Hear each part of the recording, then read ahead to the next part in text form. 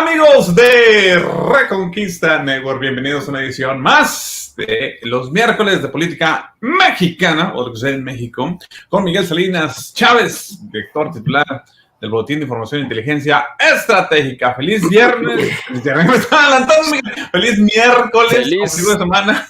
Feliz Halloween, feliz Navidad, ¿no? Feliz de todo, Thanksgiving de una vez. Acá no sé cómo esté el clima en la Perla Tapatía, pero en el estado de la Estrella Solitaria, Miguel, mañana va a venir un frente frío y qué bueno que le hicimos hoy el programa porque va a haber mucho viento y las telecomunicaciones, van a estar muy difíciles para que no se vayan a sorprender en muchos en vivos que vayan a ver mañana. Y además, Miguel, tembló anoche por la madrugada en Texas, allá por el West Texas, no acá, pero vamos por Ok. ¿Y qué ya traes tu camisa de la temporada invernal? De leñador, ¿no? Ya no me falta hacer leñar. ¿De franela? Sí. Está bien, no, yo tengo de esas, pero nada más las uso ya en tiempo cuando ya está muy, muy frío aquí, que es muy poco tiempo. Pero aquí el clima ahorita está muy a gusto, estamos en la mejor época del año aquí en Guadalajara en cuanto a clima. No hace prácticamente nada de calor, no está haciendo nada de frío, está muy templado, estamos alrededor de unos 20, 22 grados, está muy agradable. Ni mandado. No hay lluvia, o sea, estamos muy a gusto. Oh, qué chulada. ¿Sí? ¿Quién se va a quejar? Vámonos, ahora sí. Nada más falta armarte un ranchito o algo, a ver qué. Ándale. A ver qué sale. Pues Miguel, antes de comenzar, quiero agradecer a las personas que hacen posible esta transmisión. Y primero que nada, qué bueno que ya te sientes mejor. Para la gente que me había preguntado qué onda con Miguel, pues andaba un poquillo malito. Pero pues ya estás mejor, ¿verdad? Gracias a Dios, sí, ya estamos bien. Ahí está. Bueno, gracias a todos ustedes. Ahí está en Patreon para que nos echen la mano, por favorcito, con las contribuciones y así serán los costos, porque StreamYard no es gratis ni los costos de internet. Entonces, con eso nos ayudamos a poder pagar estos costos de transmisión y llevar la información que es muy necesaria, sobre todo, Miguel, hoy en día, que no solo abunda, pululan. Estamos saturadísimos de información falsa. Así es, exactamente. ¿Qué hay en el boletín, Miguel? Bueno, pues estamos subiendo esta serie de entrevistas que estoy realizando porque, como ya ustedes recordarán, en el mes de octubre cumplimos nuestro 10º aniversario, pero pues hemos prolongado esta celebración a lo largo de lo que reste del año y hemos estado realizando una serie de entrevistas a personalidades. La más reciente que subimos fue al doctor, ahí está. Al doctor Mario Caponeto, es un médico, cirujano, filósofo argentino, un gran historiador además. Entonces, él ha sido una de las inspiraciones, porque yo lo conozco hace muchísimos años en cuanto a seguirlo, y pues él también pues ha sido una inspiración para nuestra revista. Entonces lo entrevisté, hablamos de todo, ¿no? Muy interesante la entrevista. Tengo otra entrevista ahí enlatada todavía. Yo espero poderla sacar esta semana porque por cuestiones de salud y de tiempo no había podido editarla, con nada más y nada menos que el cardenal don Juan Sandoval Íñiguez. Una entrevista que le realicé hace pues más o menos un par de semanas, o 3 semanas más o menos, donde hablamos sobre todo el tema de la situación de la iglesia, de la situación del sínodo y todas estas cuestiones muy candentes. Él dio su opinión sobre el Papa Francisco, también algo que yo creo que a muchos les va a sonar muy explosivo lo que dijo el cardenal. Tú te acuerdas que pues ahorita ha estado en el candelero por la famosa dubia que mandaron nuevamente otros 4 cardenales y él también, ¿no? O sea, representando a cada uno de los 5 continentes, es decir, a la Iglesia Universal, pues diciéndole al Papa, oiga, esto que usted está diciendo pues va en contra de la doctrina y es incorrecto. Pero bueno, de eso hablamos. Yo espero tener la lista esta semana. Y anduve también de gira este fin de semana. Me invitaron a participar en un foro allá en Culiacán, Sinaloa, en la Universidad Autónoma de Sinaloa.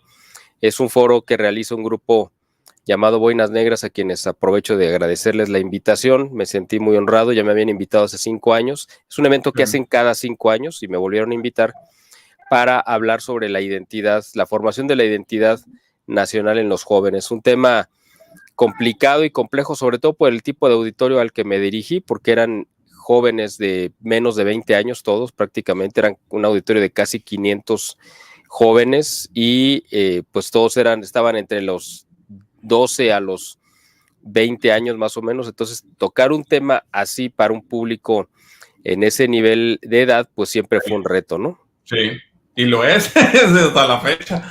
O sea, qué bueno que se está dando esa opción para ti, Miguel, y pues que Dios te dé mucha bendición en este trayecto. Ojalá que los jóvenes reciban bien este mensaje. Como tú dices, un tema que es difícil. Si con los adultos batallas, o sea, bueno, los ya son adultos, pero con los más grandes, más maduros, entre comillas, batallas. Ahora imagínate con los más jóvenes. Bueno. Pero todos muy atentos, la verdad fue una muy buena experiencia. Ayer tuvimos la oportunidad de recorrer completa la ciudad, que también fue otra experiencia, conocer los contrastes.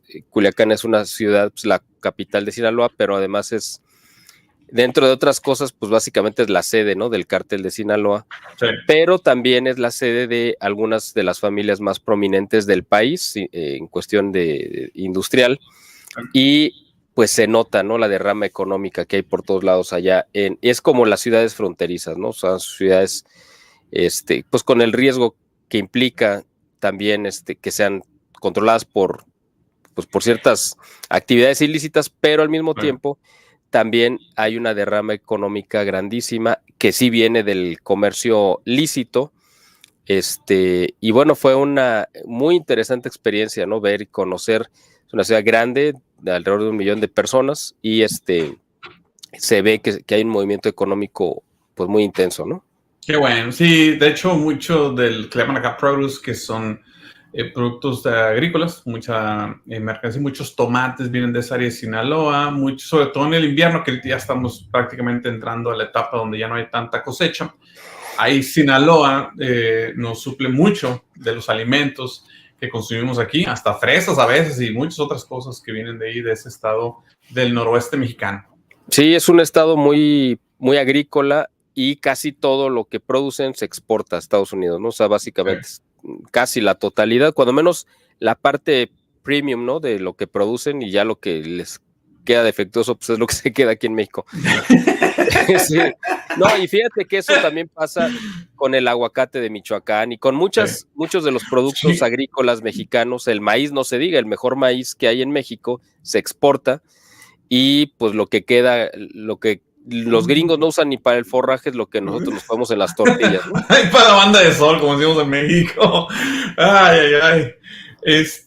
Miguel, si me permites, de boleta, saludos por cierto a la gente de Reno, Nevada, que está al oeste aquí en los Estados Unidos, muy bonita ciudad, dicho sea de paso. Ahí tenemos también unos amigos, Marisol, creo que una vez también nos conociste tú, Marisol. Cómo no, claro, vino también aquí de visita a Guadalajara. Ahí están en Reno también. A ella y a su esposo tuve el gusto de saludarlos. Bueno, Miguel, pues ahorita que mencionaste el Papa y todo, yo sé que es un tema muy escabroso, nos manejamos más en la política, pero pues a veces no evita eso salpicar. Sigue obviamente pues candente el tema de discusiones, evidentemente hay mucha confusión, mucha frustración, muchos enojos, muchos sentimientos, y en muchas de esas ocasiones, warranted, dice la palabra en inglés, con justificación, ¿ok? Miguel, salió una encuesta aquí en los Estados Unidos de los seminaristas que están entrando, obviamente, o los candidatos al seminario y todo, y los sacerdotes que están dando el seminario, tienden por una mayoría absoluta, o sea, estamos hablando del 70-80%, si no es que más, los sacerdotes o próximos sacerdotes en un futuro tienen una inclinación muy ortodoxa, muy conservadora. Okay. Sí, vi la encuesta. De hecho, la vamos a publicar en la siguiente edición de nuestro servicio de información. Algo muy que obviamente tiene ya muchos, los boomers, esa generación antigua, pues muy escandalizados. Yo no tengo velas en ese entierro, a final de cuentas, pues yo no soy llamado sacerdocio, pero sí es de exaltar que dentro de la confusión que reina en la iglesia, no en los Estados Unidos, la iglesia americana y todas las cosas que hemos visto, aún así Dios siempre ha dicho soberano, y hay cosas de las cuales nos podemos regocijar. Todavía no podemos echar las campanas al aire, todavía no podemos decir ya la ganamos ni nada, pero pinta bien la cosa, al menos en la vida espiritual americana. Esperemos que esto sea también equivalente en México y en otras partes donde estén viendo, y sabemos que los retos no se han espantado ni se han ido, van a estar ahí, va a haber aún más, precisamente a sabiendas de esto, Miguel, pues que no te sorprenda que llegue cada vez más presión de pues gente muy poderosa, tanto en el clero como en el ámbito secular, para tratar de redoblar esfuerzos y destruir la fe a como de lugar. Los Estados Unidos es el cuarto cuerpo católico más importante y grande del mundo, y el primero en cuanto a donativos, o sea, que tiene más peso. Entonces no estamos hablando de cualquier numerito chiquito, ¿sí me explico? Entonces ahí les encargo que nos pongan en oración, pero resaltar más que nada, pues cosas de regocijarnos, a pesar del liderazgo, y digo con mucho respeto, pero a pesar del liderazgo que evidentemente pues ha habido ahí muchos errores, al final de cuentas, pues a Dios no lo ganas, así de sencillo. O sea, entonces esto es un buen indicio, y yo sé que están empezando a dar aquí unos coletazos los enemigos de la fe, pero bueno, ¿qué te puedes esperar, Miguel? Mejor eso claro, que tener lo opuesto que está haciendo en otras partes del mundo como en Europa. Claro, ¿no? Y yo creo que sí, esa encuesta es de los seminarios de Estados Unidos, eso es lo que no me quedó claro. ¿O es de todo el mundo? Bueno, ahí se congeló un poco Luis, y en lo que él se reconecta, creo que nosotros seguimos al aire, aunque la transmisión la está llevando él, así que la verdad no sé. Sí, yo creo que sí me están viendo y escuchando ahorita en lo que se descongela. Vamos a ir retomando la agenda del programa que vamos a tocar el día de hoy, en lo que ahorita regresa Luis, que esperemos que no tarde mucho. Nada más, si alguien me puede hacer el favor de ahí está, perfecto. Ahí estamos. Sí. Te decía, sí, es de los seminaristas americanos. Eso es lo que estamos viendo. No me sorprendería que suceda en otros lados también. Lo que pasa es que aquí es muy, muy normal que se lleve a cabo récords y registros y todo estén sacando sondeos y encuestas y todo quieran tabular, pero claro, eso es lo que estamos viendo. Pues es que aquí, quién sabe, ese fenómeno probablemente se vaya a dar un poco más adelante, porque siempre hemos sido pues un poco más retrasados en cuanto a este tipo de novedades. Ustedes estuvieron en la vanguardia o han estado pues del modernismo por mucho más tiempo que nosotros, entonces algunas cosas que ustedes ya pasaron, padecieron y superaron, pues nosotros apenas estamos entrando en ellas. Entonces me imagino que este fenómeno aquí en México o Latinoamérica en general, pues se va a dar quizá más adelante, y esperemos que también sea la tendencia, ¿no? Sí, evidentemente, y esperemos que sea así. Obviamente, bueno, solo Dios sabe cómo se desenvuelven estas cosas, pero hay que estar en oración, no hay que desistir y hay que buscar el bien, independientemente de lo que hagan los sínodos. Evidentemente estamos viendo también obispos que bueno, no vale la pena repetir lo que ya han visto ustedes en las noticias. Es claramente un atentado en contra de la fe en muchas ocasiones, los que algunos obispos han hecho. Yo no tengo que responder a Dios sobre las acciones de un obispo, yo no soy llamado a eso, pero no estoy obligado a ser cómplice, ni siquiera copartícipe en este tipo de actividades que ellos están promoviendo.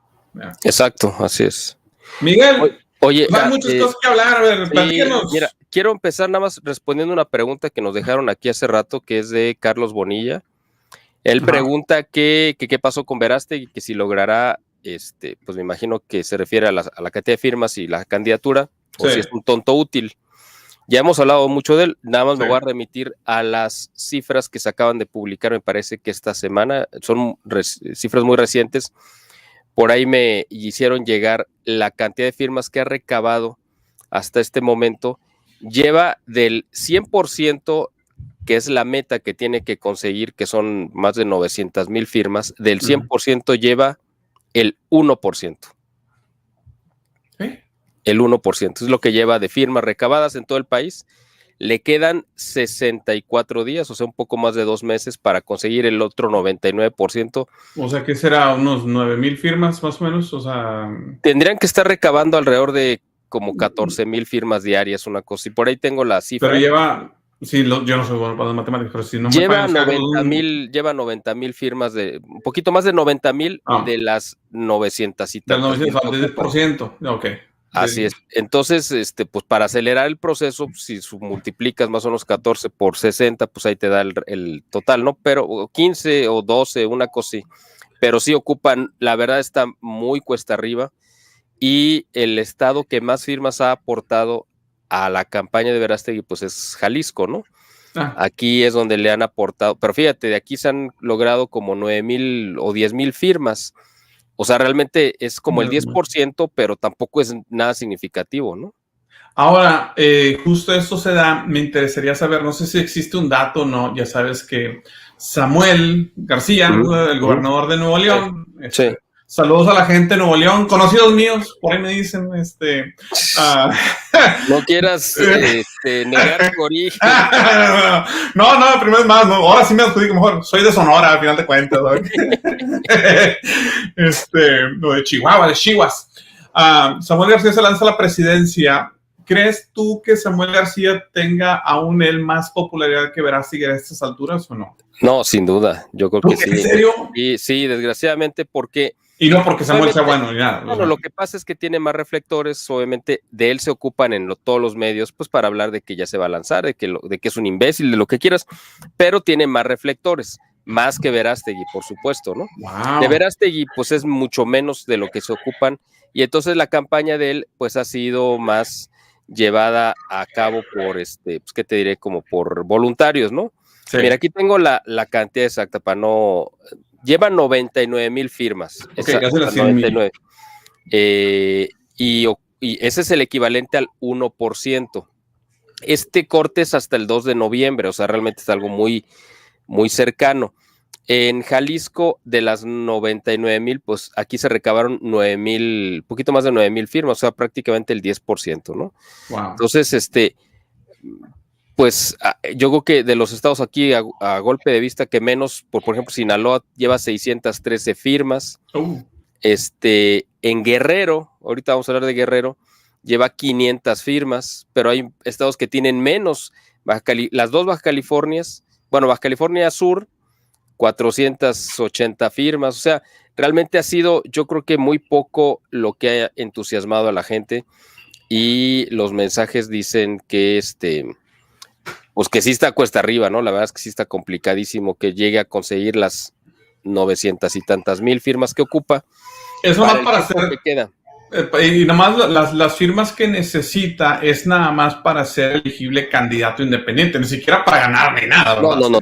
Nada más para lograr el registro para que pueda aparecer en la boleta electoral, nada más. Okay. Y en el caso de Samuel, pues sí ha estado muy presente en los medios de comunicación por los escándalos que trae y el pleito con el Congreso local de Nuevo León, okay, porque está controlado el Congreso por la mayoría de la oposición, que obviamente no tienen ninguna buena relación.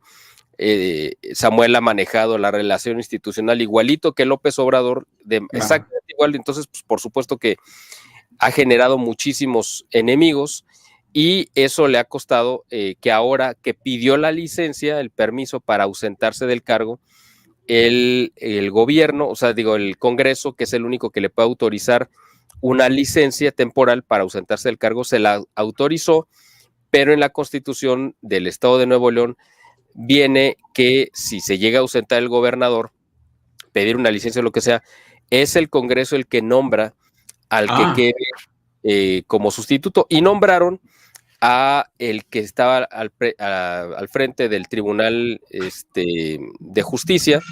Es un cargo del Poder Judicial, y es a quien nombraron como gobernador interino, pero el imbécil de Samuel dijo, yo me voy, pero además yo digo a quién se queda, y nombró a su secretario general de gobierno.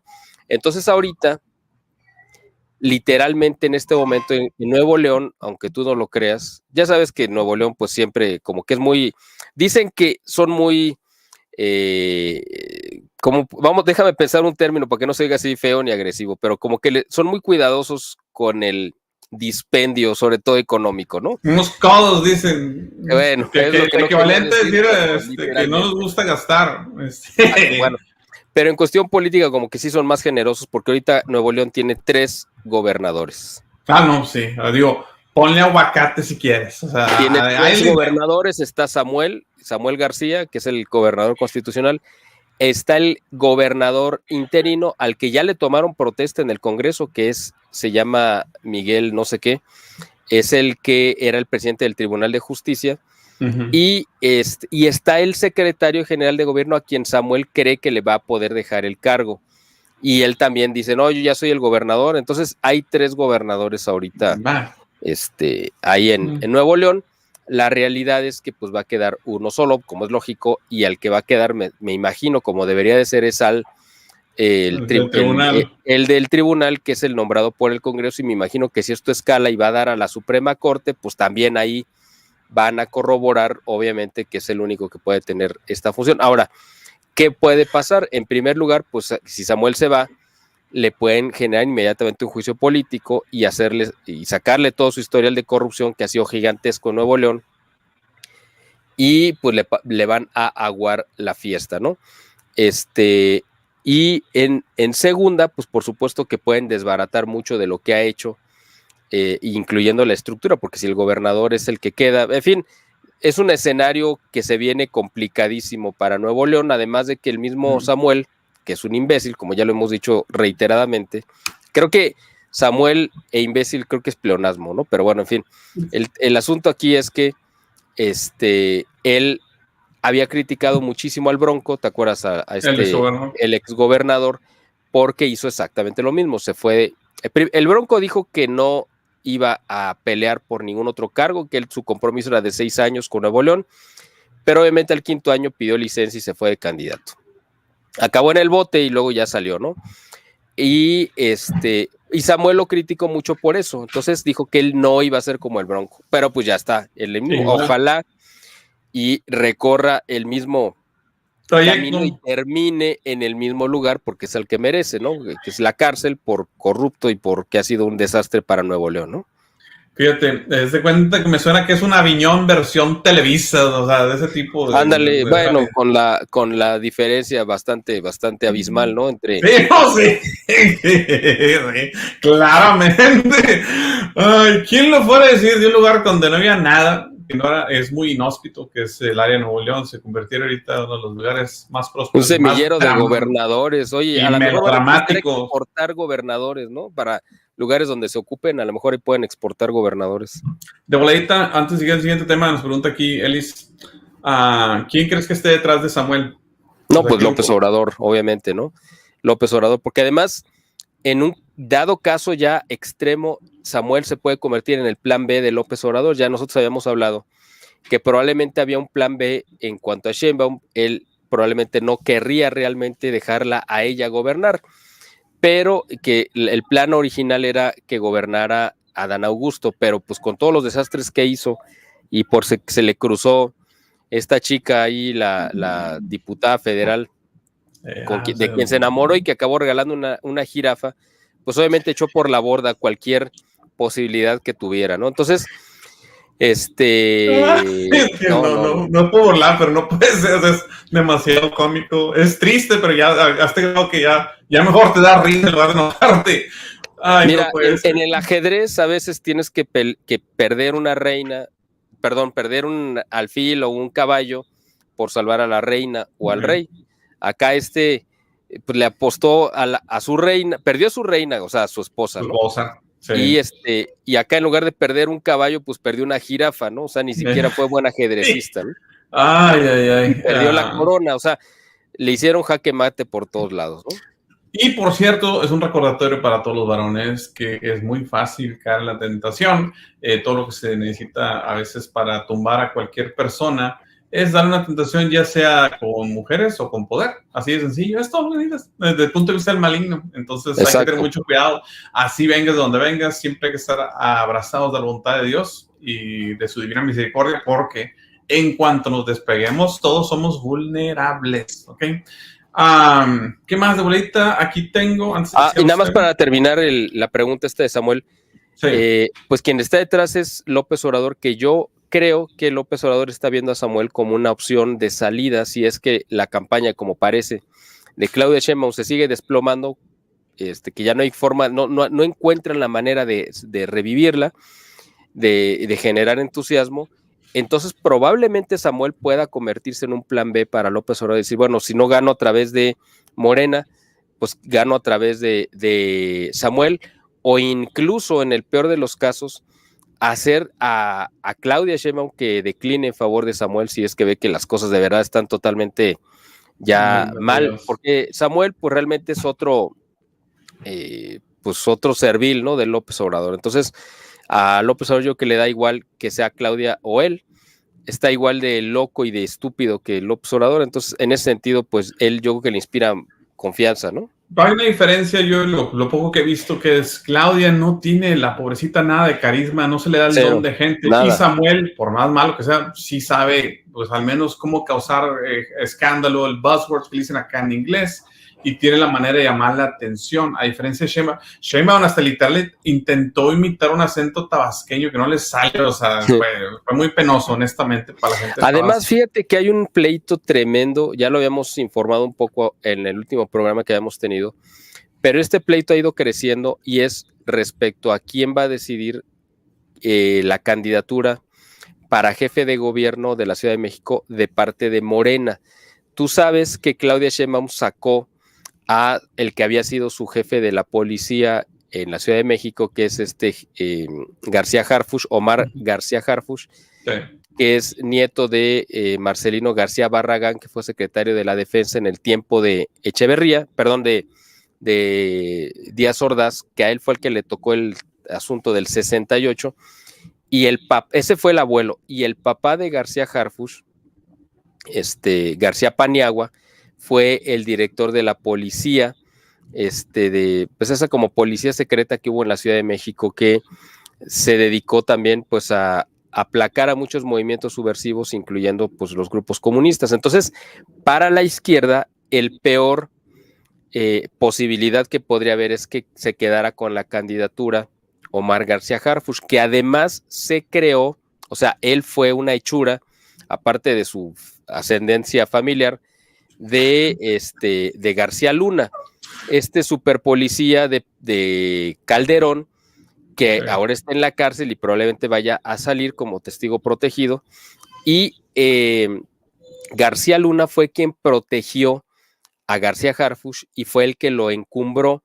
Y García Harfuch fue el encargado de la zona policial donde se dieron los acontecimientos de los 43 estudiantes porros terroristas de Ayotzinapa, y que él participó en el encubrimiento de lo que sucedió. Y entonces es casi el enemigo público número uno de la izquierda radical en la Ciudad de México, o sea, del núcleo duro de Morena, y ellos son los principales opositores a que sea él quien se quede con la candidatura. Ahora, Claudia Sheinbaum lo quiere imponer por dos cosas. En primera, pues porque es un funcionario que le cuidó la espalda, pero en segunda, porque en la clase media es bien visto, aparentemente porque mantuvo cierto grado de la delincuencia a raya, en teoría, porque la realidad es que si tú preguntas en la Ciudad de México, pues obviamente la delincuencia ha crecido enormemente porque se le entregó a varios cárteles. Bueno, el asunto es que el atentado que sufrió, del cual ya hablamos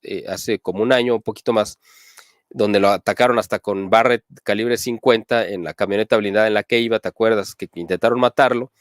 Le ganó mucha simpatía de la gente y lo vieron como pues una víctima, un héroe, lo que tú quieras. Entonces, para Morena y para Claudia Sheinbaum, Omar García Harfuch le daría muchos votos de la clase media de México, de la Ciudad de México, que no votaría normalmente por Morena, pero sí por ese candidato.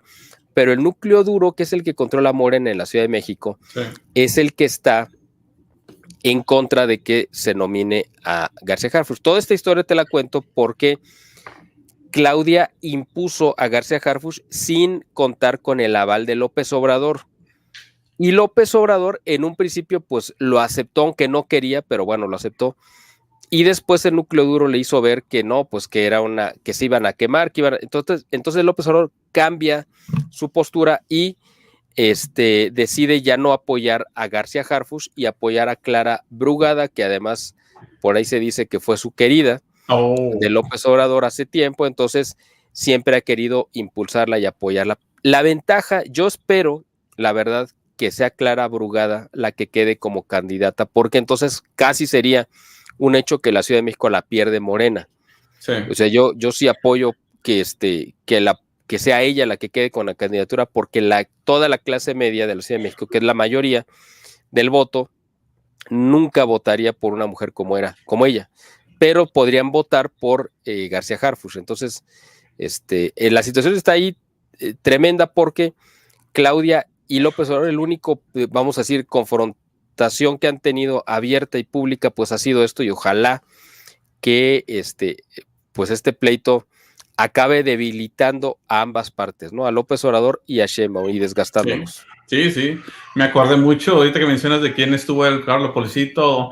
Acá hace muchos años, a los inicios de, bueno, la ciudad de Fort Worth está en el condado de Tarrant, ¿ok? Tarrant County. Bueno, en este condado, pues tienes el sheriff, que por cierto, la máxima autoridad, incluso más, así venga el gobierno federal, o sea, los marshals, lo que tú quieras, tiene que avisarle al sheriff, tiene más poder que incluso el presidente a nivel local. Lo que pasa es que su jurisdicción es muy limitada, que es nada más el condado. Bueno, total.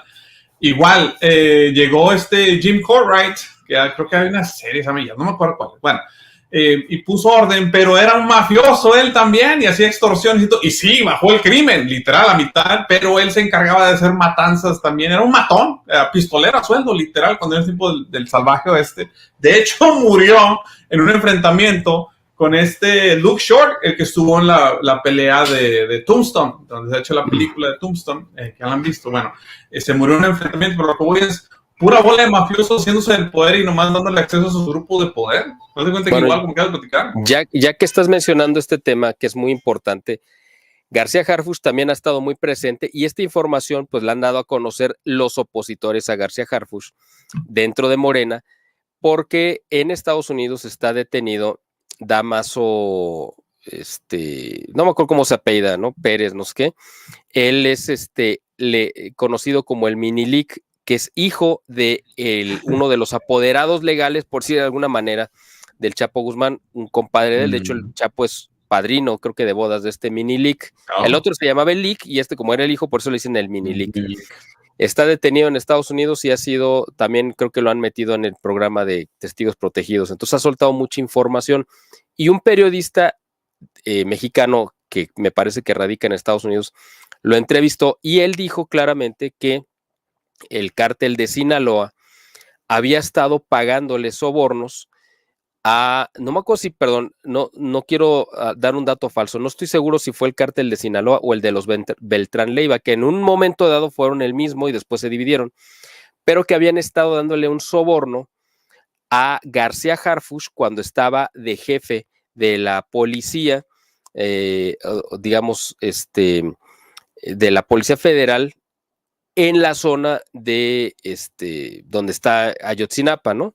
En la zona de Chilpancingo. Sí. Le daban $200,000 mensuales de soborno, para que tengas una idea, a García Harfuch durante, pues no sé, mucho tiempo.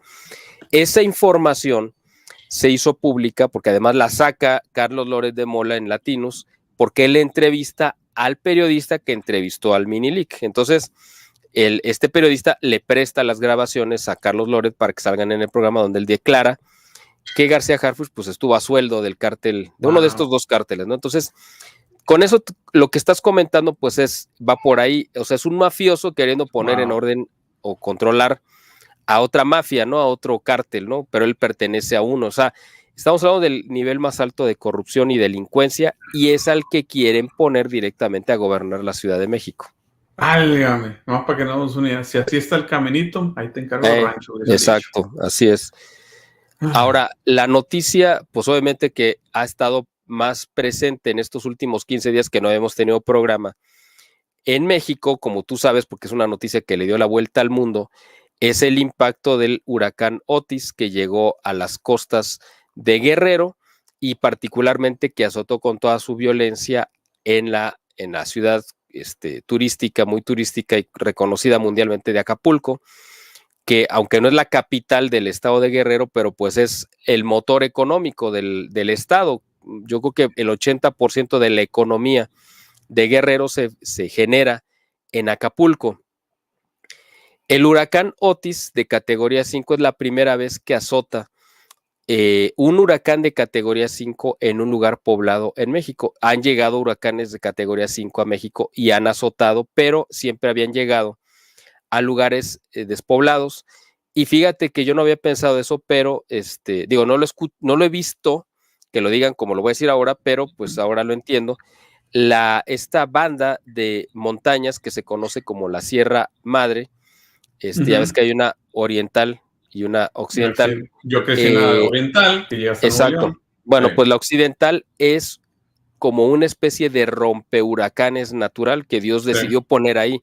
Sí. Los huracanes llegan y se estrellan contra ese muro de montañas o esa cordillera, como le quieran llamar, y ha servido para salvar pues a miles de vidas que hubieran quedado totalmente arrasadas de no contar con este escudo natural que Dios decidió poner ahí. Bueno, llega este huracán 5 a Acapulco. El tema aquí es que desde más de un día antes, es decir, el huracán azotó alrededor de las 12 de la noche, pasando de la noche del martes al miércoles del 27 de octubre, más o menos, o 24, 25 de octubre, no recuerdo la fecha exacta, por aquí tengo el calendario, déjame revisar más para no dar un dato en falso, pero azotó del 24 al 25 de octubre el huracán, pero desde el lunes 23 de octubre el servicio, no sé cómo se llama, el servicio de huracanes de Estados Unidos, que creo que está en la Florida, sí. empezó a alertar a las autoridades mexicanas y a sus pares también dentro. Aquí hay un servicio, ¿cómo le llaman? El Servicio Meteorológico Nacional. El Meteorológico Nacional, que es independiente y hecho con científicos de muy buen nivel, y ellos también empezaron a generar alertas desde el lunes en la tarde, o sea, faltaban más de 30 horas para que azotara este meteoro, diciéndole al gobierno que que se había formado una tormenta tropical, porque el agua del mar estaba muy caliente y venían ondas frías, entonces chocaron y provocaron esta situación que es normal, vamos a decir, es un fenómeno natural, pero que empezó a tomar una fuerza descomunal, que no era normal. Sí. Y empezó a ascender. Primero era una tormenta tropical y ascendió a huracán categoría 1 y lo alertaron.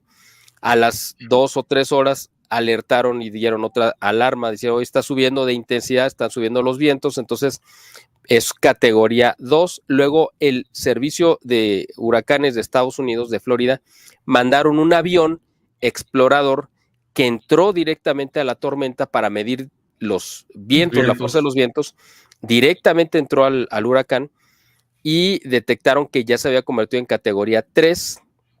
Todo esto fue durante el lunes, estamos hablando de lunes. Todavía en la madrugada de lunes a martes siguieron alertando al gobierno que venía un huracán categoría 3, que era muy peligroso, que deberían de desalojar, que deberían de... Bueno, en fin, ya sabes, todo el protocolo que los gobiernos en México siempre seguían previo a un fenómeno natural que era previsible. Un terremoto obviamente no es previsible, o el estallido de un volcán normalmente sí hay avisos, generalmente, pero a veces no.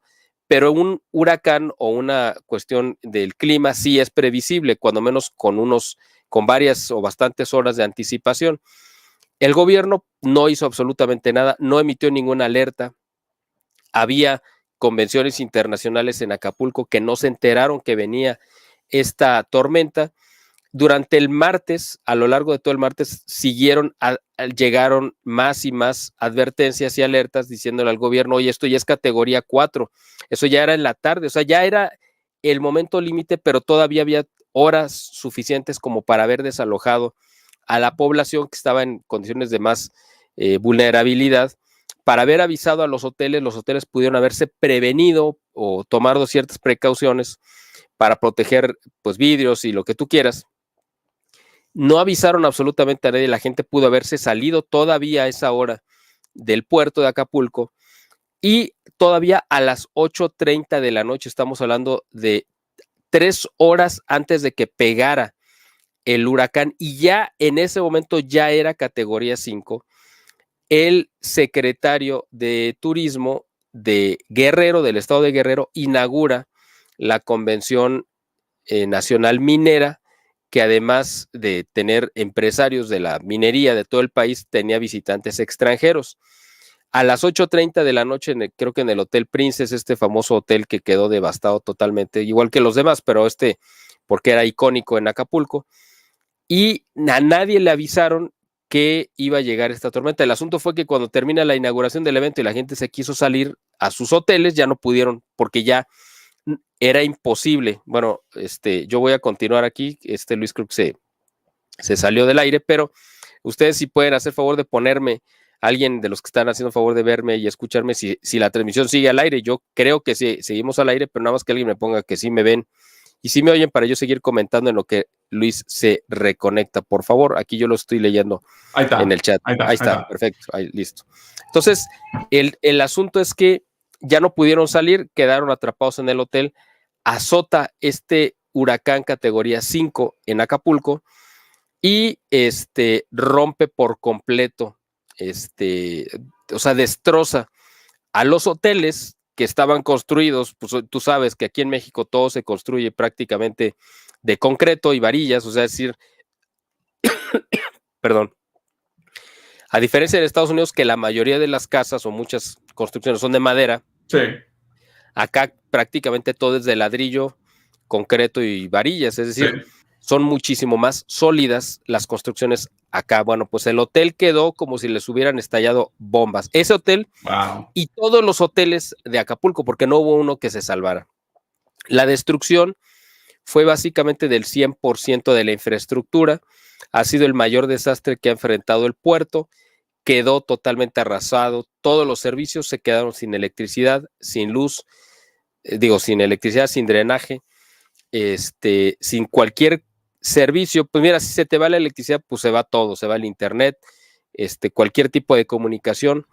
Y el gobierno quedó absolutamente rebasado, pero además quedó evidenciado su negligencia porque tuvieron el tiempo suficiente para haber avisado de que venía este monstruo y no lo hicieron por pura negligencia. Tú sabes, porque aquí lo reportamos hace quizá un par de años, ya tenemos nuestro programa al aire, e informamos de que López Obrador se había robado el famoso Fondo para Desastres Naturales, conocido como el Fonden, que era una bolsa que tenía guardado alrededor de 300,000 millones de pesos cuando entra López Obrador al gobierno, que se habían venido acumulando porque cada año el gobierno en turno le iba sumando alrededor de 10 o 15,000 millones de pesos a una bolsa que se venía acumulando desde los tiempos de Vicente Fox. Es decir, si tenías un desastre, a lo mejor llevabas 50,000 y gastabas 15,000, entonces te quedan 35, pero al año siguiente le ibas sumando. Total que cuando llegó López Obrador tenían 300,000 millones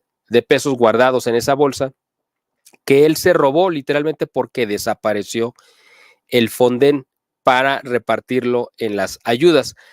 En este momento que se ocupa ese dinero no hay dinero disponible. Entonces lo que hizo López Obrador pues fue él presentarse como la víctima número 1 de este huracán, literalmente, como siempre lo hace. Pero sí, ni en Acapulco estaba. No estaba en Acapulco, pero toda la gente se le fue encima, los medios de comunicación y los damnificados, diciendo cómo es posible que este incompetente no nos haya avisado, cuando se hizo público, además de parte del Servicio Meteorológico de Estados Unidos y del de México, mostraron a la prensa todas las alertas que emitieron, que fueron más de 20 durante un día y medio, advirtiéndole al gobierno, y el gobierno decidió no alertar a la población. Entonces los tomó totalmente de sorpresa. La gente se pudo haber prevenido comprando víveres y haciendo lo que uno puede, en la medida de sus posibilidades, hacer cuando llega este tipo de fenómenos. Ha habido cientos de muertos, el gobierno solamente ha reconocido 47 muertos, pero los expertos que han volado por toda la zona del desastre calculan que pueden ser alrededor de hasta 3,000 muertos. Además del desastre de que se desbarató el puerto en cuanto a infraestructura, vinieron una serie de fenómenos sociales terribles, como fueron los saqueos. La gente salió a saquear todas las tiendas que se encontraron a su paso, y no solamente se robaron los víveres, que uno puede decir, bueno, en una situación desesperada y de desastre, uno puede justificar que te robes el alimento, porque además, aunque quisieras ir a comprarlo, pues no lo puedes hacer. Si no llevas efectivo y tienes una tarjeta, pues no había electricidad para que pasara la tarjeta. Entonces, bueno, no estoy justificando. Si tú vas a una tienda y está abierta y no hay quien te cobre, no estoy justificando, pero es lógico que la gente se lleve víveres, pero en teoría estás hablando de alimento y agua. Pero la gente se llevó muebles, televisores, computadoras, cosas que obviamente sabes que no vas a necesitar. ¿Para qué diablos te llevas una televisión si no tienes electricidad, no? Sí, o sea, no hace sentido. O sea, la gente fue realmente a hacer una rapiña vergonzosa y dejaron en la ruina totalmente pues las tiendas, ¿no? Pero además después arrasaron a las tiendas pequeñas, a las de las esquinas, Oxxos, todo lo que se les puso por enfrente. Y después vino una situación de rapiña, ya que no había nada que saquear, la gente empezó a meterse a robar a otras casas, es decir, dentro de la gente que dijeron, bueno, pues esto yo vi que llegó con una despensa, pues ahora vamos a entrar a la casa de él a robarle. Entonces se convirtió en una escena, cuando hablamos de escenas apocalípticas, pues esto realmente es una escena apocalíptica y yo creo que nos permite ver quizá lo que podría sucederle al mundo entero si se llegara a dar esto que se anunció en la pandemia del gran reseteo, del Great Reset. Exactamente, que es este apagón de la electricidad y de todas las comunicaciones y la gente se enloquece. Pues esto es una muestra de lo que pasaría, porque no había electricidad, entonces todo estaba en penumbras y en las noches la gente tuvo que armar barricadas para protegerse, porque además la delincuencia organizada, o sea, los cárteles del narcotráfico que desde hace muchos años tomaron Acapulco, y quien le abrió la puerta de Acapulco al narcotráfico fue Félix Salgado Macedonio, que es un violador, fue alcalde de Acapulco y es el papá de la actual gobernadora. Él quería ser el gobernador y el INE le negó la candidatura porque no presentó las cuentas de su precampaña correctas, entonces le quitaron la candidatura y él impuso a su hija, y su hija, la gobernadora, que no sirve para nada, estaba de vacaciones en Nayarit, así que no pudo llegar a Acapulco hasta 2 días después, y todo el mundo preguntando dónde estaba la gobernadora. López Obrador, que lo criticaron mucho por no haber advertido y por no haber ido de manera inmediata, pues fue hasta en la tarde del miércoles a Acapulco, sabiendo que la carretera del Sol, que es la que conecta la Ciudad de México con el puerto de Acapulco estaba intransitable porque había habido deslaves de cerros y se habían caído y estaban tapados y había piedras, y él decidió ir a hacer un montaje e ir en vehículo, supuestamente. La realidad es que llegó hasta Morelos, eso es lo que se sabe, y en Morelos hizo todo este show, este montaje de que se subió un jeep que quedó atascado en el lodo, y ese jeep, ¿sabes cuánto distancia avanzó? O sea, ¿se cuenta? López Obrador llegó en su camioneta blindada, se fue por tierra el imbécil, ¿no? Sabiendo que tenía que haber ido en helicóptero. Bueno, pues se va por tierra. Llega a una parte de Morelos, donde ya no pudieron pasar, y de ahí se baja de la camioneta, se sube a un jeep del ejército, un jeep que además no tenía las llantas especiales para lodo, o sea, eran las llantas normales, avanza, yo creo que pues unos 40 o 50 metros y se queda atascado en el lodo. Y entonces llegan los soldados a querer, a empujones y levantando la camioneta, desatascar el jeep de lodo. Total que no lo pudieron sacar y supuestamente López Obrador se aventó caminando 4 kilómetros entre los escombros, supuestamente, y del otro lado lo rescatan para llevarlo a Acapulco, lo cual es totalmente falso porque no existe ninguna imagen, foto o video de López Obrador en Acapulco, ni siquiera en las cercanías, ¿no? O sea, la realidad es que nunca llegó, se regresó en helicóptero, como es lógico, y solamente fue a hacer un show. Supuestamente él hizo 10 horas de camino desde que salió de la Ciudad de México hasta que llegó a Acapulco. En helicóptero pues hubiera hecho probablemente 1 hora, quizá menos. Entonces, eso te da una idea de el nivel de miserable que es. Y hasta ahorita que ya se cumplieron, hoy se cumplen 15 días de esta tragedia, no ha llegado las ayudas del gobierno, no han, no se ha recuperado el control. Supuestamente ya está al 100% restablecido el servicio eléctrico, y lo cual es falso también. Y fíjate algo que llamó mucho la atención, cuando mandan al ejército y a la marina a supuestamente levantar escombros, pues llegaron con palas, con picos, con cucharas y tenedores, Pero decían, bueno, pues qué bueno que llegaron, pero ¿dónde está la maquinaria? La maquinaria pesada es la única que puede levantar este tipo de cosas, Sí. porque haz de cuenta que era una zona de guerra totalmente destrozado. Había vehículos, para que la gente tenga una idea, había vehículos, o sea, carros, coches o como les llamen, dentro de los lobbies de los hoteles, o sea, vehículos que iban volando y caían adentro de los hoteles, o sea, para que tenga la gente una idea de la fuerza del viento. Fueron vientos de más de 300 kilómetros por hora. Bueno, a lo que voy con esto es que obviamente el ejército no llevó la maquinaria en cualquier situación de emergencia que se había presentado en otras contingencias, en otros momentos. El ejército y la marina llegan con maquinaria pesada. ¿Por qué crees que en esta ocasión no llevaron maquinaria pesada? No sé, pero se me hace muy raro que digan a paliarle, pues a madre. Bueno, porque está ocupada la maquinaria pesada en el Tren Maya. ¡Ah! Y en la refinería Dos Bocas. Ahí es donde la tienen detenida la maquinaria pesada del ejército. Entonces no la quisieron desviar porque para López Obrador es prioritario terminar el Tren Maya que salvar a la gente y reconstruir Acapulco, ¿no? Va. Por cierto, Miguel, esto recalca algo que la gente tiene que ponderar, vamos a ponerlo así, porque como tú lo dijiste, fue una muestra de la crisis. Me acuerdo del huracán Katrina en Nueva Orleans, también algo similar, como se hizo la rapiña. Entonces, no es por infundir el miedo, porque pues no podemos actuar como nosotros como cristianos a base de miedo. Somos la gente que sigue a Cristo y seguimos el amor, la esperanza, la caridad. Pero también hay que ser, pues hay que saber discernir los tiempos en los que estamos.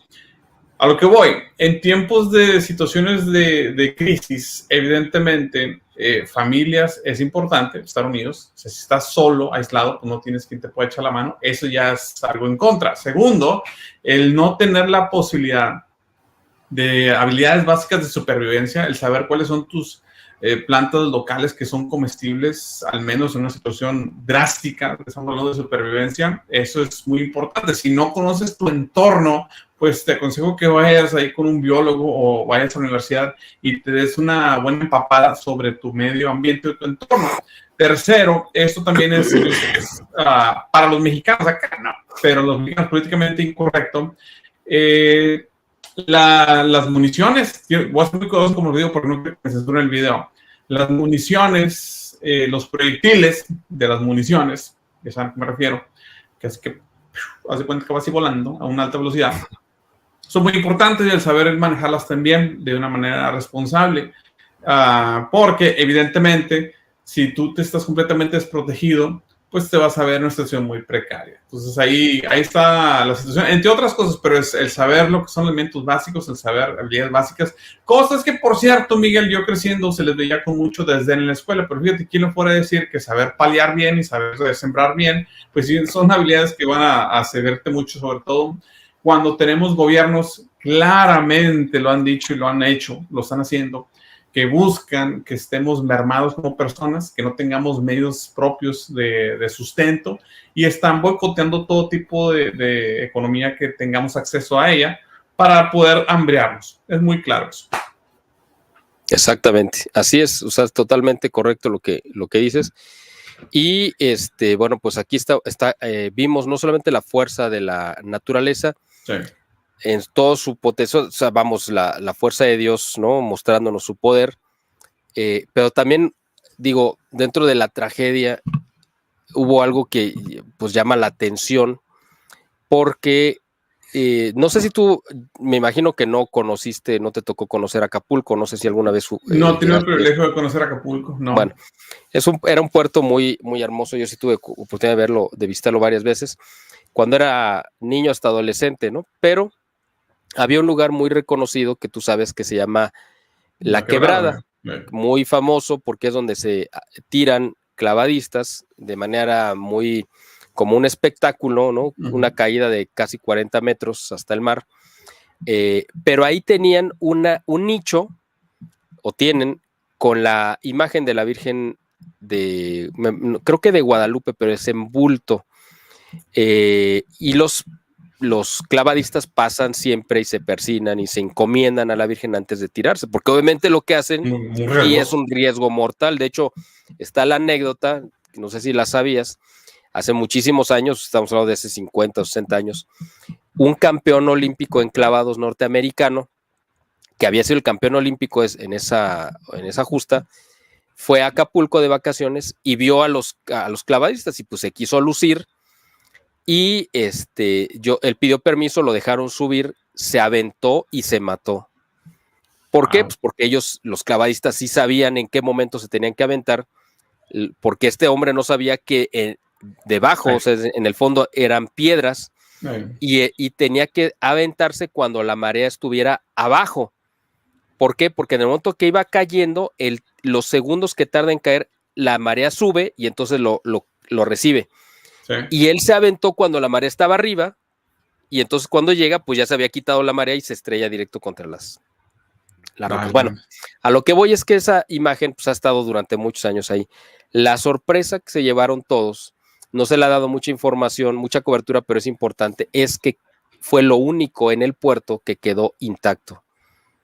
¿En serio? La imagen, la Virgen que está ahí puesta, o sea, ni siquiera está pegada ni nada, está ahí sobrepuesta en un nicho y está pintada, es decir, es algo muy rústico, ni siquiera se despintó, o sea, no le pasó absolutamente nada a la imagen. Te la voy a conseguir, te la voy a mandar para que lo veas.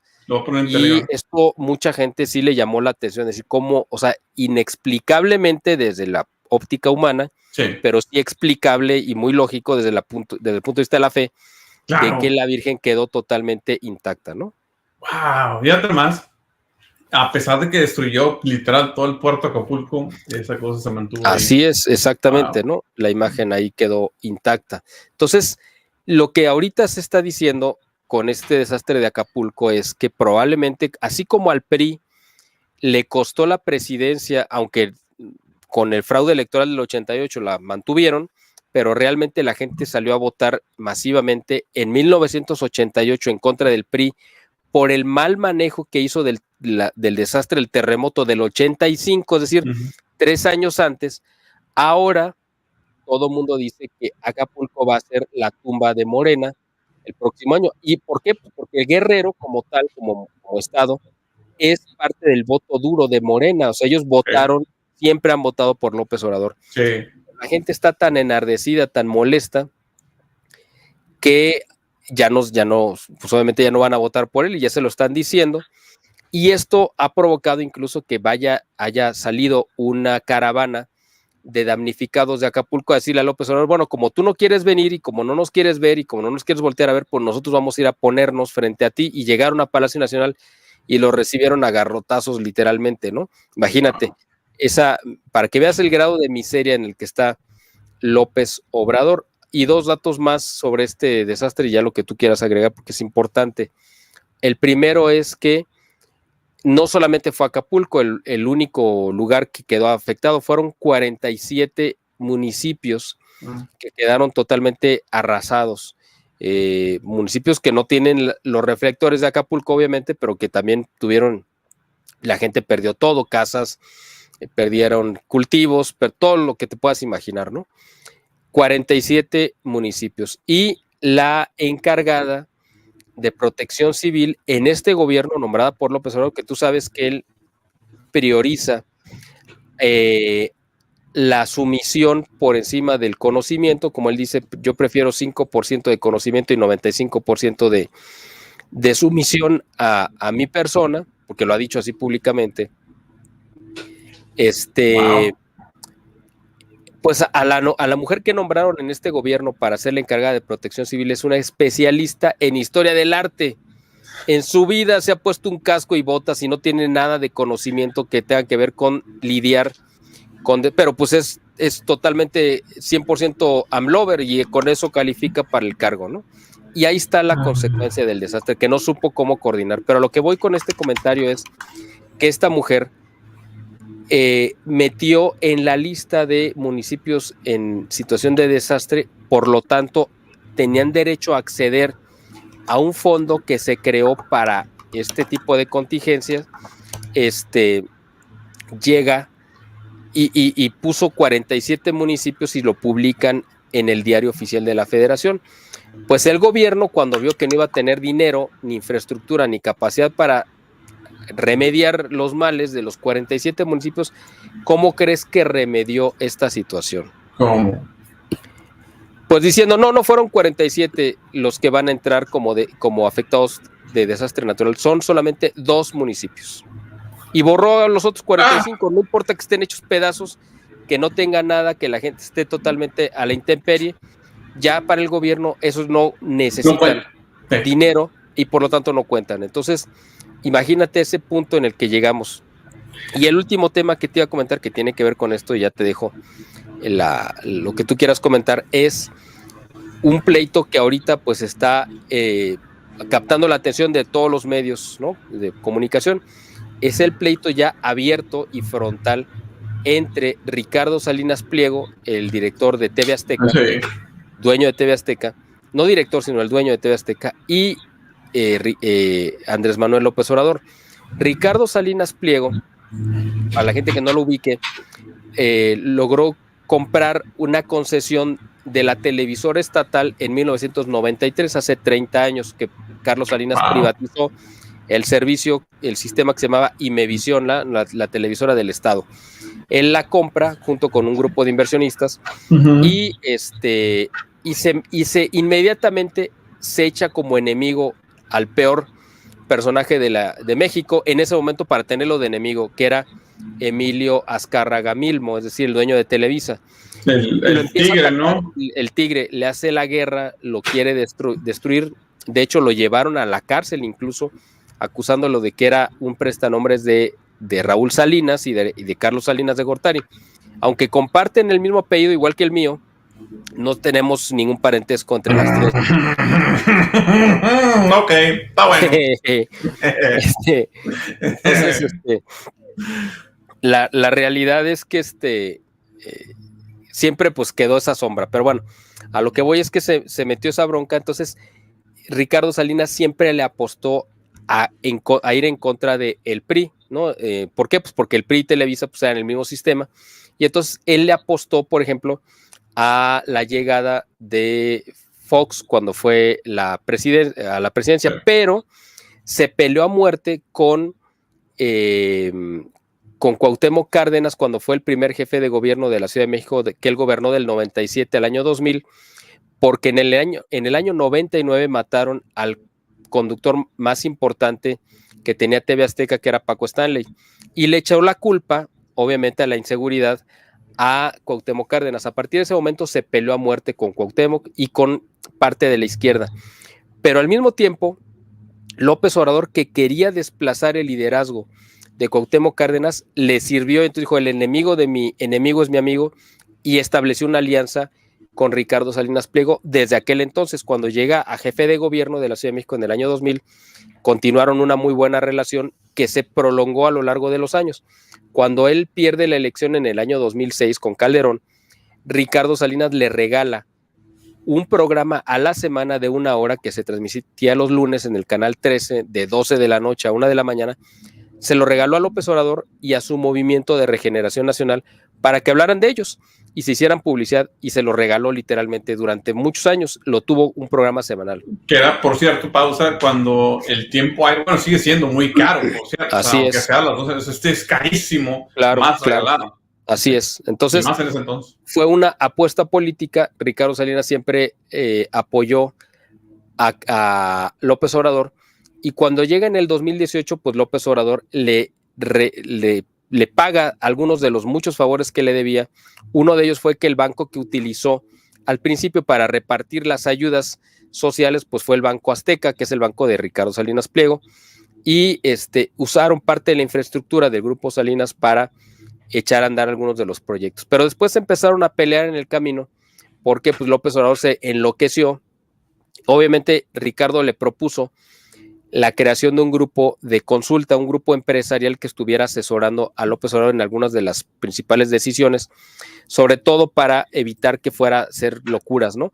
Pero ese grupo, pues realmente murió antes de nacer, porque la primera decisión que le dijeron que no hiciera, que era la de cancelar el aeropuerto de Texcoco, fue lo primero que hizo López Obrador, y a partir de ahí se dieron cuenta que estaba enloquecido y que ya no iba a haber forma de detenerlo, y a partir de ahí se rompió se fue fracturando hasta que llegó un punto de rompimiento completo donde ahora Ricardo Salinas Pliego todo este año le ha dedicado todos los noticieros de TV Azteca a atacar al gobierno, a criticarlo, sobre todo también lo de los libros de texto. Quien más lo criticó por ser libros comunistas, etcétera, pues fue él y TV Azteca. Entonces este pleito ha venido a más y ahorita pues estalló de manera frontal, y esto pues a mucha gente le ha sorprendido porque pues son dos titanes pegándose con todo, ¿no? Sí, sobre todo en tiempos de televisores, para la gente que está viendo fuera de México, TV Azteca llegó a ser el contrapeso al final de cuentas de lo que era la mafia de Televisa. Televisa pues se ha hecho más modositos al paso de los años, pero al principio pues tenían todo el control. Viene obviamente desde antes, el papá, como dices, Emilio Azcárraga, que le decían el Tigre, ya falleció, le cede las riendas a su hijo, y obviamente continúa ese legado donde antes pues era el cuarto poder, le decíamos en México. Así es, exactamente. Era el cuarto poder. Literal, Gobernación iba y pues consultaba con periodistas de Televisa, entre comillas, para ver cómo iban a dar el mensaje y todo.